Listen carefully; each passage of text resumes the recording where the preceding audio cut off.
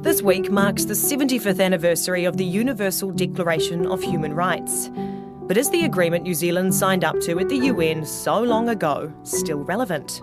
We have human rights laws in New Zealand. We have a Bill of Rights. We have a Human Rights Act. They don't have environmental rights in them. We simply, when we made those laws, didn't see environment as a threat. And who's watching to make sure we're living up to its ideals? They make those promises over there in the United Nations, but when they fly home, they have a sort of sudden attack of amnesia on the way home, and by the time the plane rolls into the airport at Wellington, they've forgotten those promises. Kia ora, I'm Wilhelmina Shrimpton, and today on The Detail, we take a look at human rights here in Aotearoa and whether this Universal Declaration is doing what it needs to protect them. New Zealand's acting Chief Human Rights Commissioner is Saunoa Mali'i Dr. Karenina Sumio. She tells me it's a job that's been built on the foundations of the Universal Declaration. The global roadmap, she says, outlines 30 rights and freedoms that should be given to every citizen. It's something that was developed many, many years ago in 1948 when the United Nations was drafting its charter. And New Zealand was apparently one of the countries that lobbied for human rights to be included in that charter. And so what basically is included in these fundamental rights, for example, the right to freedom, to live free of discrimination, freedom of expression, equality, gender equality, the right to access education and health, all these rights, and a lot of them are captured in our Bill of Rights law. So we've taken these fundamental rights at the global level and we incorporated them in our Bill of Rights. It was, of course, established, 75 years ago. It's the 75th anniversary this year. That was a long time ago to pull together a document like that. Has it changed over time? And how has it changed over time, if that's the case? Yeah, well, the document exists. It's almost timeless because those fundamental rights are as relevant to us today and probably will be relevant, for humanity going forward. In general, it doesn't need to evolve, but I think we have to incorporate those rights and make sure that they are captured in all of our laws. How do we make sure that we actually stick to what's been written, and how is it actually monitored? Because it's obviously formed the guideline for the formulation of other laws and domestic laws and, like you say, the Bill of Rights. Our country has lots of courageous human rights defenders, be it Amnesty International, our NGOs, our women's group. I mean, there are lots of voices that are there calling on government, holding our government to account and calling on our members of parliament, to be brave. And also one of the roles that the Human Rights Commission does is we also have the ability to go to the UN and provide our own view of how our government is doing, how our society is progressing. And we may have a different view to government, and that's completely all right. That's why we're given that opportunity. Aotearoa New Zealand is about 25 years out of date in relation to its human rights, its respect for human rights. That's Human Rights Commissioner Paul Hunt speaking out on International Human Rights Day a year ago. But speaking out has a price to pay. The new Justice Minister is refusing to express confidence in the Chief Human Rights Commissioner, Paul Hunt. Paul Goldsmith says the commission will not be abolished, a policy on which the ACT Party campaigned. But he says he will be making changes and refused to express confidence in Mr Hunt. Meanwhile, the ACT Party is reigniting calls for the commission to be abolished entirely. I asked the Chief Executive of the Human Rights Commission, Meg Durand, for her response to Mr Goldsmith's comments. Well, it's not for us to comment on what the Minister says, but we're an independent Crown entity. We're an A-status accredited national human rights institution, and I know we're really looking forward to working with the government to advancing human rights for everyone in Aotearoa. And we will present to government based on the voices of our communities who think that perhaps while we have programs, while we have invested in changed laws, actually some people's reality still hasn't changed.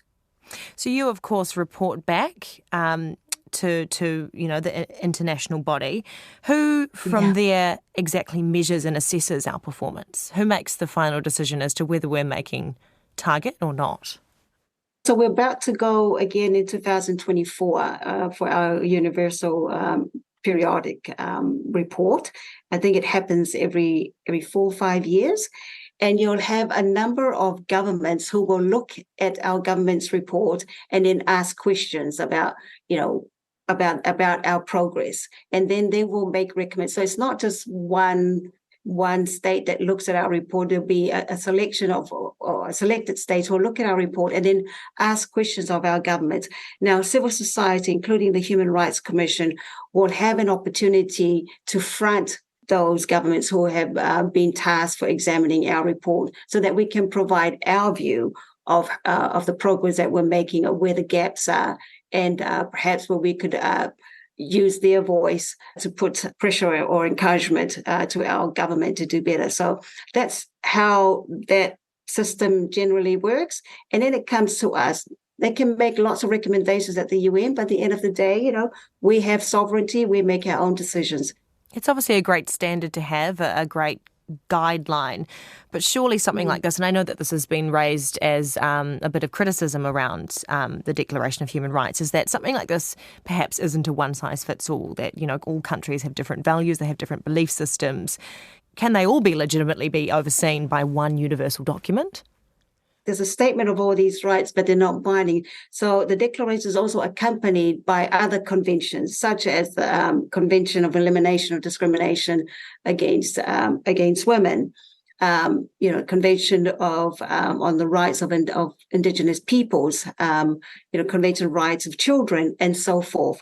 And it's the combination of all of those, as well as the declaration, that gives us leverage, as opposed in the language, to support our members of parliament to shape laws that support human rights. So it's not just the declaration. The declaration is accompanied by all of those other things.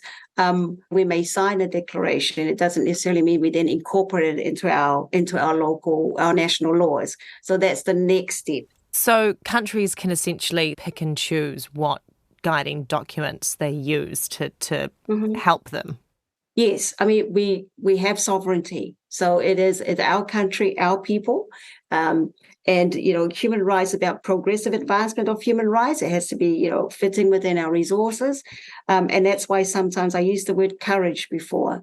We need to make decisions that are courageous and look beyond the now, so that all of our people can be lifted up. So, that is the job of the Human Rights Commission, to use these conventions and to ask our leaders to be brave, not only leaders in Parliament, but also our business leaders, who have a huge influence on the quality of life and people's dignity through wages and upskilling opportunities and so forth. If it's a document that, countries can pick and choose, does that kind of defeat the purpose of the document in the first place? So it's a standard and it's not binding. So what's the point?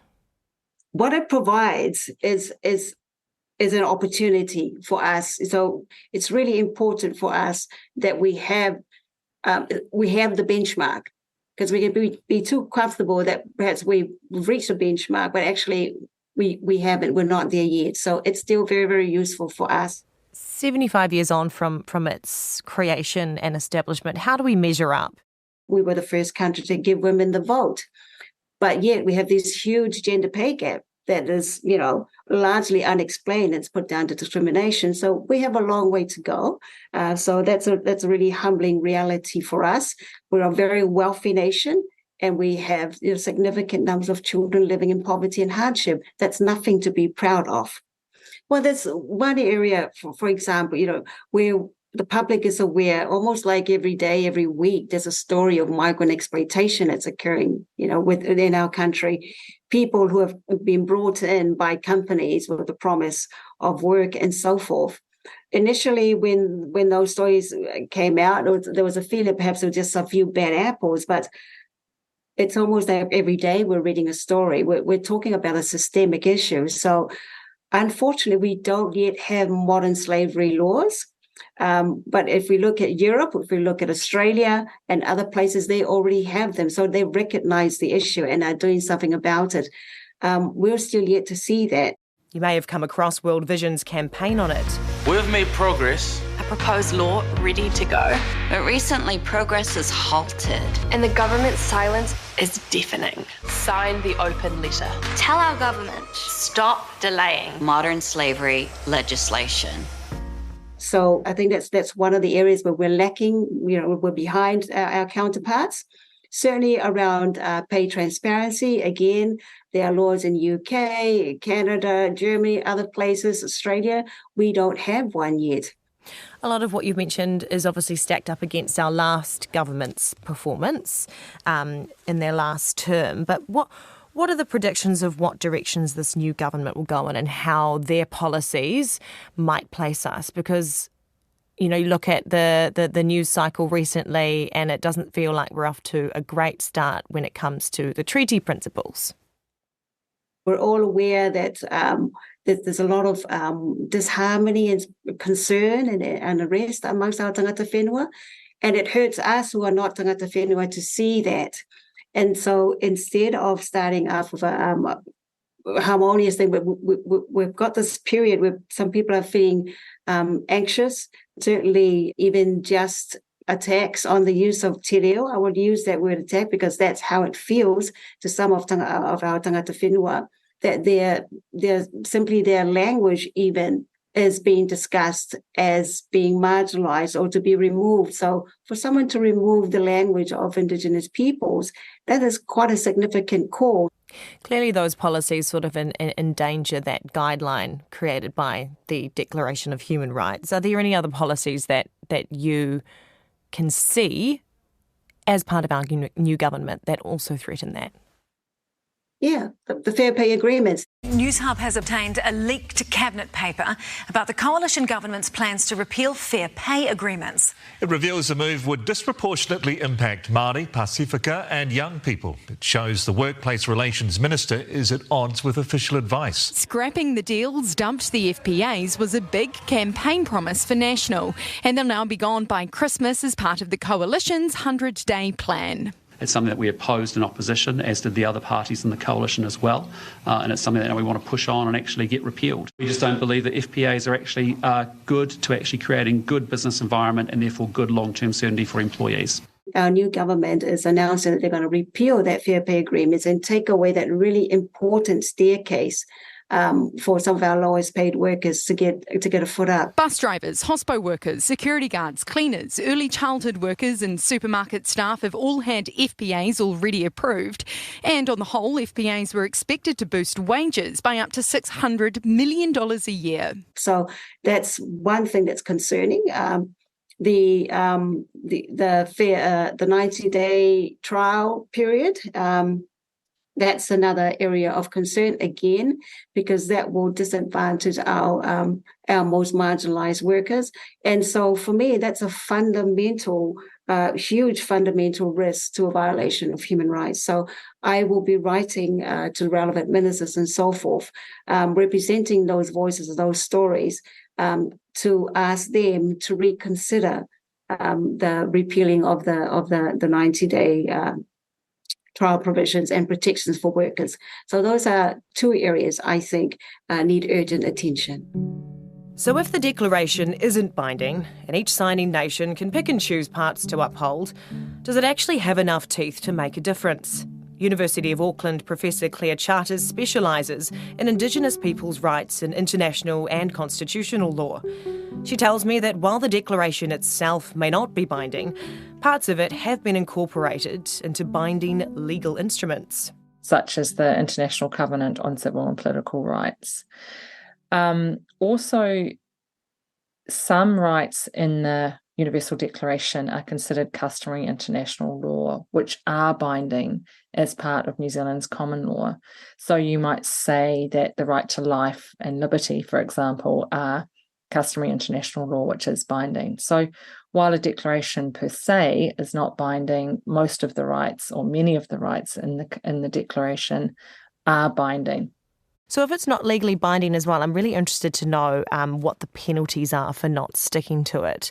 Or do those penalties only apply for the laws that have stemmed from it, that have used it as a guiding document? Mm-hmm. So certainly the treaties that followed the declaration are binding, and as a result, New Zealand is subject to review very often against those treaty rights and human rights in a bunch of different ways. So there's treaty bodies, what's called treaty bodies, that can hear complaints by individuals that, and on a regular basis, review states such as New Zealand for their compliance, and so on. Generally, though, New Zealand will also has used the declaration as a basis for its negotiating positions on human rights on a regular basis in its activities at especially the Human Rights Council, which is the UN's major and main human rights body. Are there any sort of high-profile court cases or anything similar in New Zealand where a decision has lent heavily on the guidance of the Declaration of Human Rights? So, for example, the New Zealand Bill of Rights is based on the International Covenant on Civil and Political Rights. But so that is binding law under legislation, obviously, in New Zealand. And also you have the Human Rights Act. But to your specific point, yes, the International Covenant on Civil and Political Rights, for example, building on the Declaration, has been said to be influential in interpreting New Zealand law. There has been comments in cases where the judges have said, well, we have to be aware that there's international supervision.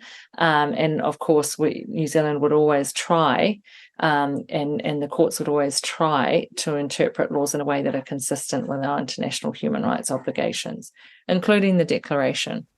You've, of course, mentioned the Bill of Rights, which stems from it. Are there any other sort of domestic laws that are primarily dictated by the provisions within this?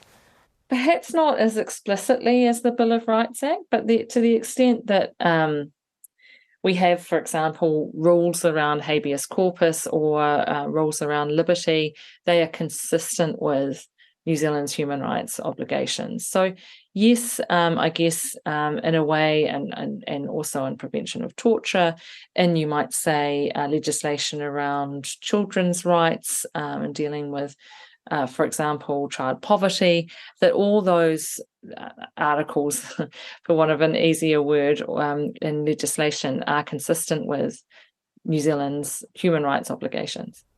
Have there ever been situations where perhaps a domestic law that relates to that Bill of Rights leading up to the Declaration of Human Rights needs to be amended or changed to adhere to the Declaration? And would that be, with a change of government or something along those lines? So I don't think New Zealand is even close to compliant with the International Bill of Rights, which includes the Declaration and some of the other treaties, human rights treaties I spoke about. And thinking about current policy, for example, in the new government, this idea of taking measures to say that the Declaration on the Rights of Indigenous Peoples is not binding, caution around New Zealand's human rights international obligations, those are signalling that we're going in the wrong direction with respect to human rights compliance, including with the Declaration. And obviously a prime example of that would have been the protests recently relating to the treaty principles. It's obviously a bad message, like you're saying, that's being sent. But what does that mean in terms of, I guess, us on the world stage? Is there a pressure to adhere to it? Are there any consequences at all? I mean, absolutely. New Zealand's reputation as a human rights abiding nation will be compromised severely, I think, by its stance here, which I guess as a result you lose your moral authority in this area, particularly also in convincing other states to take more of a human rights approach. So I think there's that issue. New Zealand will be assessed under a bunch of international human rights supervision mechanisms. And I think to the extent that there is a backward step on human rights, there will be censure of New Zealand, which can be used as a political tool to put pressure on the government. And as mentioned, there are courts do take into account New Zealand's human rights obligations, particularly when enforcing, for example, the Bill of Rights Act. So that can be powerful too, albeit not as binding obligations. So human rights obligations on New Zealand are important. New Zealand can be found to be acting inconsistently with those rights, which can be, very powerful and galvanizing, I guess, pressure and political pressure on government. So it is more of a pressure-based response, though, as opposed to being hauled in front of a court or an international leader to actually be penalised. So it's more of a pressurised situation. Do you think that there needs to be something more strict in order to enforce that? Because then otherwise it feels like, what's the point of the declaration in the first place? Sure. Just going back a step, New Zealand will be assessed by what are a little bit like courts at the international level. They're tribunals that assess New Zealand's reputation and New Zealand's compliance with human rights. There's also something called the Universal Periodic Review, which is where other states question New Zealand on its human rights compliance and quite often find that New Zealand is acting inconsistently with human rights. So those suggest that New Zealand's breaching its international legal obligations, right? So that's certainly very powerful, and as mentioned, it can undermine New Zealand's moral authority in these spaces. So that can be incredibly powerful. In terms of what happens domestically, certainly our courts are cognizant of these rights, and their decisions can be influenced by rights in international treaties and obviously the declaration to the extent that it's reflected in treaty rights. And then there's the political pressure, which is part of all of that. So it's certainly not toothless. There's a role of, in fact, far from it.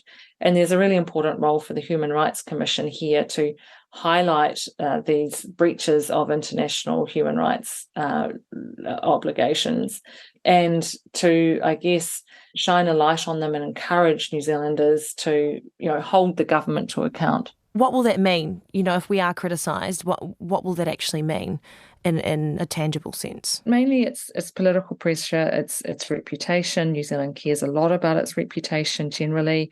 It will certainly be embarrassing, and one would hope that would galvanise the government into more consistent behaviour with human rights.